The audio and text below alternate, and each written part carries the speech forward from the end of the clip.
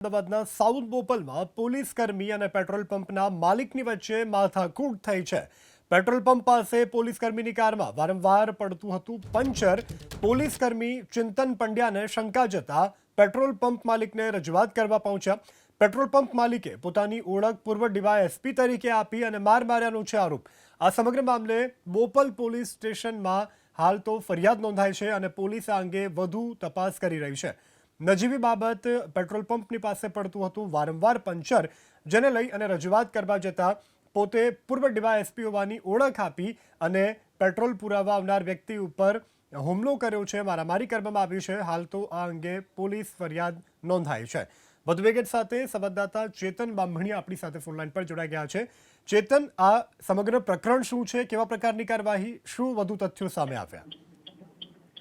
જે સાઉથ બોપલ વિસ્તારમાં આવેલા એક પેટ્રોલ પંપ પર આજે એક પોલીસ કર્મીની માથાકૂટ થઈ હતી અને આ સમગ્ર પ્રકરણમાં જે પ્રાથમિક વિગતો મળી છે તે અનુસાર પોલીસ કર્મી સાઉથ બોપલમાં આવેલા એચપી કંપનીના પેટ્રોલ પંપ પર આજે ડીઝલ પુરાવા માટે નિયમિત ગયા હતા. પોલીસ કર્મીનો આક્ષેપ છે કે તેઓ જ્યારે ડીઝલ પુરાવા જતા હતા તે બાદમાં કારમાં પંચર પડતું હતું. તેથી તેમણે પેટ્રોલ પંપ પર જે પંચરની જે સ્ટોલ સંચાલક છે તેની સાથે વાત કરી હતી કે ભાઈ જ્યારે પણ તેઓ ડીઝલ પુરાવે છે ત્યારે કારમાં પંચર પડે છે.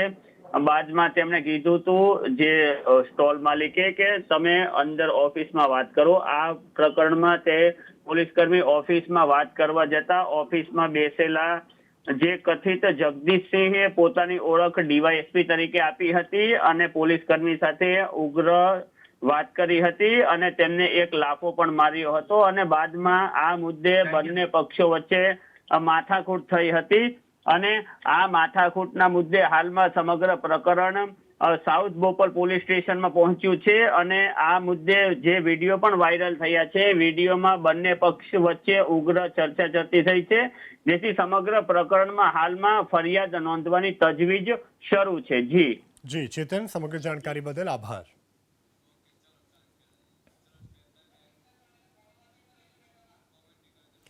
તો પેટ્રોલ પંપ માલિકે પોતાની ઓળખ પૂર્વ ડીવાયએસપી તરીકે આપી અને માર માર્યાનો આરોપ છે. હાલ સમગ્ર મામલો બોપલ પોલીસ સ્ટેશને પહોંચ્યો છે અને પોલીસ આ અંગે તપાસ કરી રહી છે.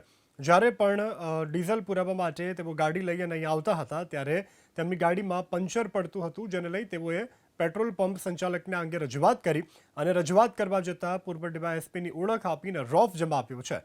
પોલીસ કર્મી ચિંતન પંડ્યાને શંકા જતાં પેટ્રોલ પંપ માલિકને રજૂઆત કરી તો પેટ્રોલ પંપ માલિકે પોતાની ઓળખ પૂર્વ ડીવાયએસપી તરીકે આપી અને માર માર્યાનો આરોપ છે. હાલ તો આ સમગ્ર ઘટનાનો વિડીયો પણ સામે આવ્યો છે અને પોલીસ આ વિડીયોના આધારે વધુ તપાસ કરી રહી છે. તો મામલો એટલો ઉગ્ર બન્યો, માત્ર સામાન્ય બાબત, પંચર પડવા જેવી બાબત, વારંવાર જ્યારે તેઓ ગ્રાહક પેટ્રોલ પંપ પર ડીઝલ પુરાવા માટે આવે છે ત્યારે તેઓની કારમાં પડતું હતું પંચર. આ વાતને લઈ રજૂઆત કરવા પહોંચ્યા અને તેઓની ઉપર માર માર્યો છે અને દાદાગીરી કરી છે. પોતે પૂર્વ ડીવાયએસપી હોવાની ઓળખ પણ આપી છે.